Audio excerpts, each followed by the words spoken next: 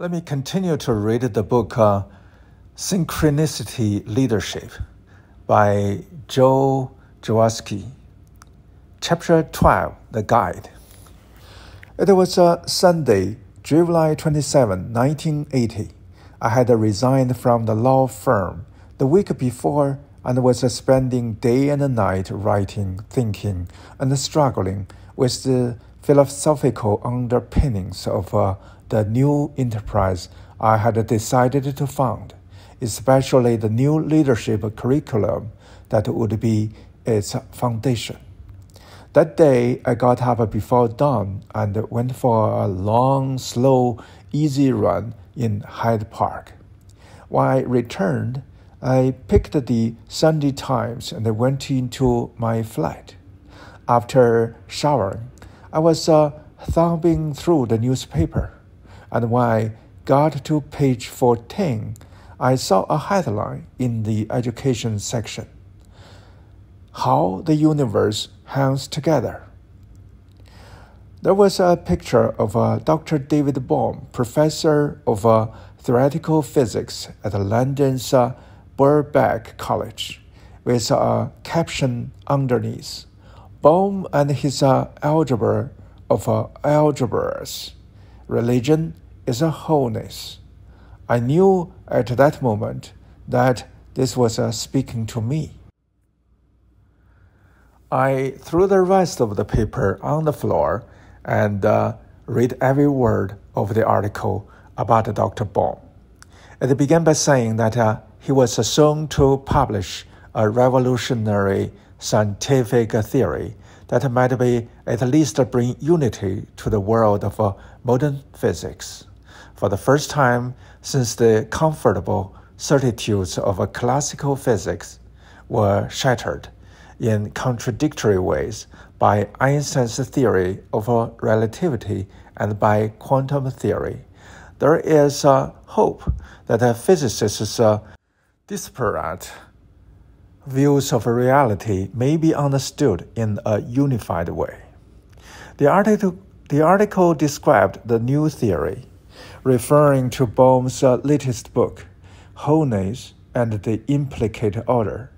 It described Bohm as a friend and a colleague of Einstein's at Princeton in the 40s and the 50s, and said he was now one of the most eminent living physicists.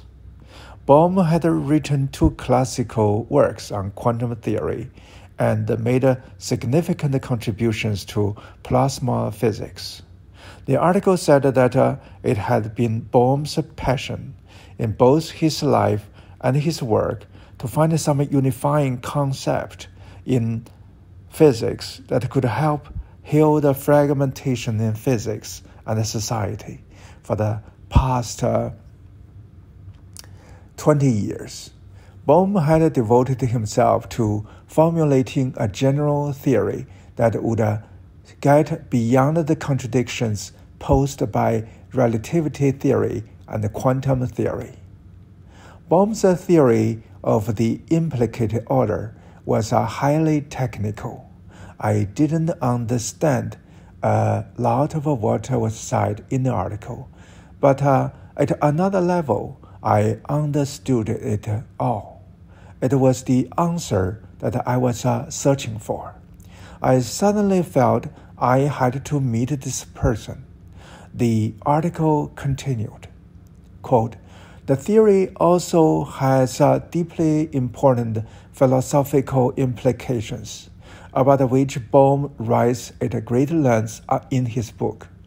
It provides a worldview that gives a coherent understanding of physical phenomena, and it suggests that both the material world and consciousness are parts of a single unbroken totality of a moment.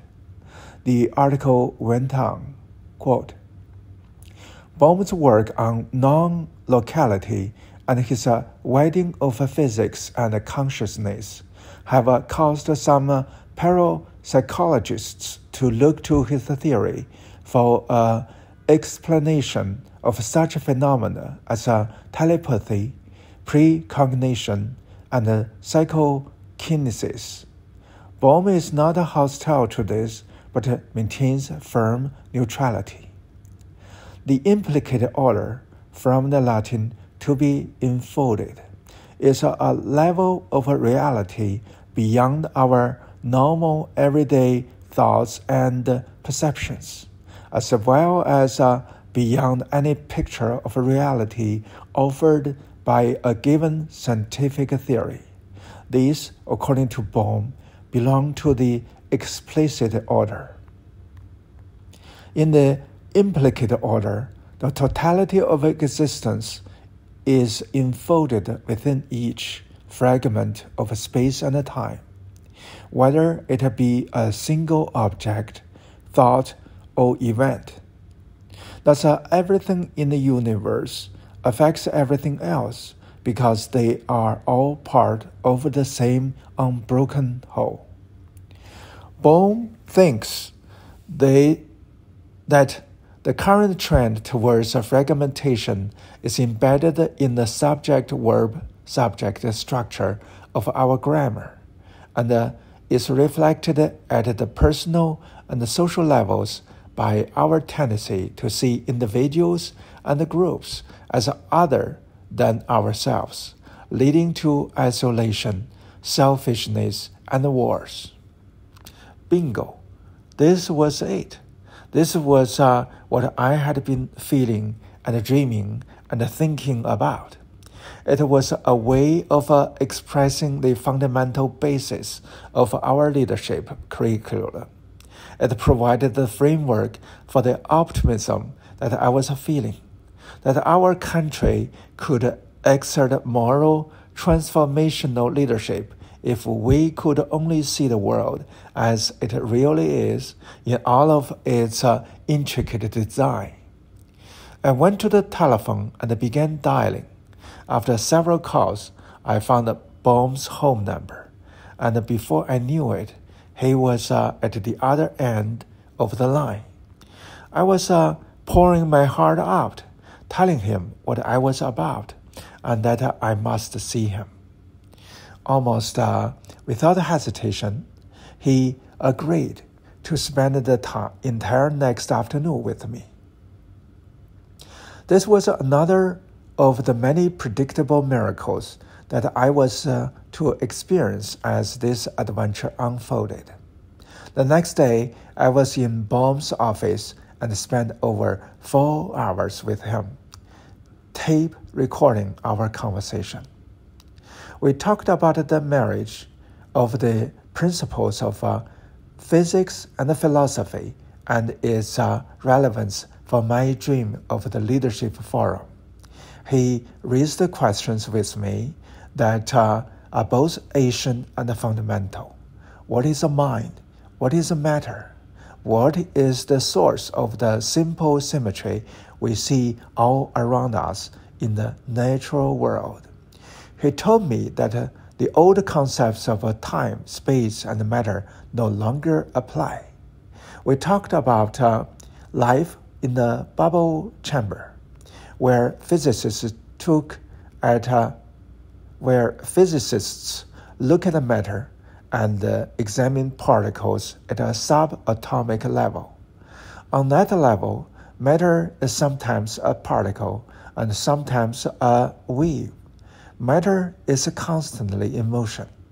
The picture of a rock or a board or a piece of steel as a solid matter does not comport with reality. Particles also sometimes move backward in time. In the bubble chamber, notions of earlier and later are no longer clear. Time-space processes sometimes run in reverse causal consequences. We talked about Bell's theorem, which was my introduction to the oneness of the subatomic world. Bell's theorem was proposed in 1964 by G.S. Bell, a Swiss physicist and a former student of Bohm's. It was confirmed experimentally 8 years later by the physicist Alain Aspect at the University of Paris. In his 1975 government-sponsored report, physicist Henry Stepp of the University of California at Berkeley said that Bell's theorem is the most profound discovery in the history of science. It proves, in effect, that the world is fundamentally inseparable. The simplest explanation I can give of Bell's theorem is this. Imagine two paired particles in a two-particle system. If you make them fly apart or take them apart any distance, putting one particle in New York, say, and another in San Francisco, then if you change the spin of one of these particles, the other particle will simultaneously change its own spin. The effect is a simple consequence of the oneness of apparently separate objects. It is a quantum loophole through which physics admits the necessity of a unitary vision. As Bohm said, we are all one. Bohm told me about the general implications of Bell's theorem. He said that the worldview of modern physics is now a systems view. Everything is connected to everything else.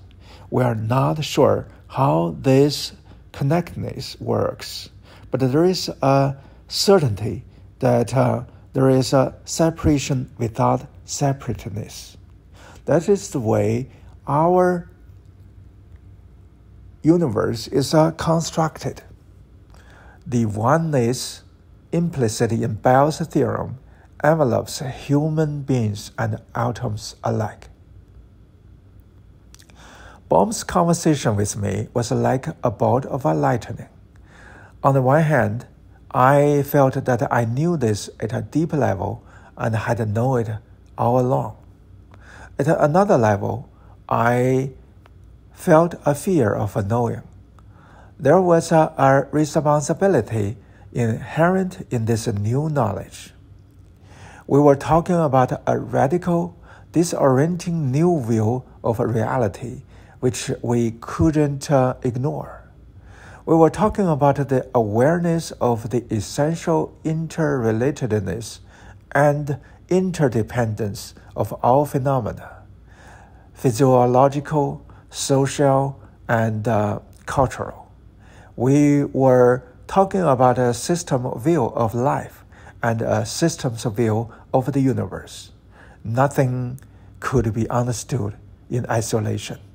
Everything had to be seen as a part of the unified whole. It is an abstraction, Bohm said, to talk of non-living matter. Different people are not that separate. They are all enfolded into the whole, and they are all a manifestation of the whole. It is only through abstraction that they look separate. Everything is included in everything else. Quote, you cannot think of existence as local, end quote. Bohm said to me that afternoon. To illustrate, he told me of a simple experiment using a device with two glass concentric cylinders, one fixed and one turning slowly. You put a highly viscous fluid such as glycerin between the cylinders, and you put an insoluble drop of ink in the fluid. As you turn the outer cylinder, the drop of ink gets drawn into a thin thread because the outer cylinder is going faster than the inner cylinder. As the ink particle gets further and further apart, the ink ultimately becomes invisible. Now comes the amazing part. If you reverse the motion and turn the outer cylinder backward, the ink droplet becomes visible again.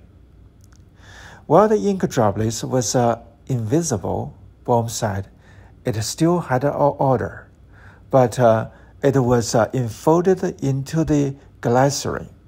Physics is suggesting that that order is very significant. So instead of thinking of a particle as a single solid object, he added, we can think of it as a series of droplets, enfolded at different numbers of turns. In this way, we can say that matter basically has its existence in the whole and manifests in a localized way, rather than saying that its fundamental existence is made up of separate parts. He said, yourself is actually the whole of mankind. That's the idea of an implicit order, that everything is enfolded in everything. The entire past is enfolded in each one of us in a very subtle way. If you reach deeply into yourself, you are reaching into the very essence of mankind. When you do this, you will lead into the generating depth of a consciousness that is common to the whole of a mankind and that has the whole of a mankind enfolded in it. The individual's ability to be sensitive to that becomes the key to the change of a mankind. We are all connected. If this could be taught, and if people could understand it, we would have a different consciousness. At present, people create barriers between each other by their fragmentary thought. Each one operates separately. When these barriers have dissolved, then there arises one mind, where there is one unit, but each person also retains his or her own individual awareness. That one mind will still exist even when they separate. And when they come together, it will be as if they hadn't separated.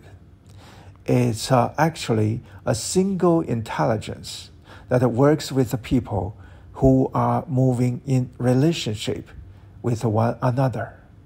Cues that pass from one to the other are being picked up with the same awareness.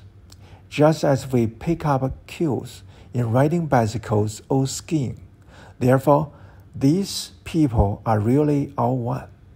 The separation between them is not blocking. They are all pulling together. If you had a number of people who really pulled together and worked together in this way, it would be remarkable. They would stand out so much that everyone would know they were different. There is a difficulty with only one person changing, said Bohm. People call that person a great saint, or a great mystic, or a great leader, and they say, well, he is different from me. I could never do it.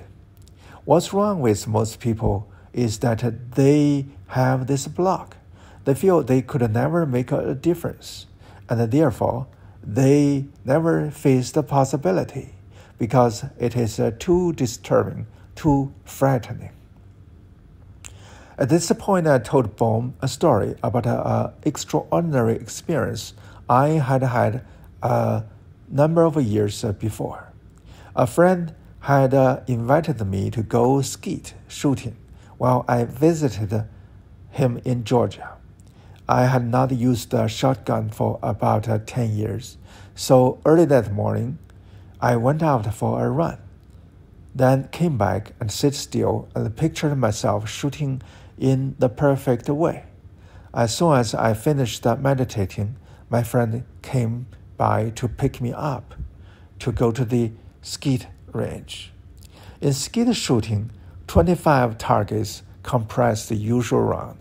a highly accomplished skeet shooter, might hit 23 out of 25 targets. So hitting 12 targets in itself is a pretty good score for a novice like me.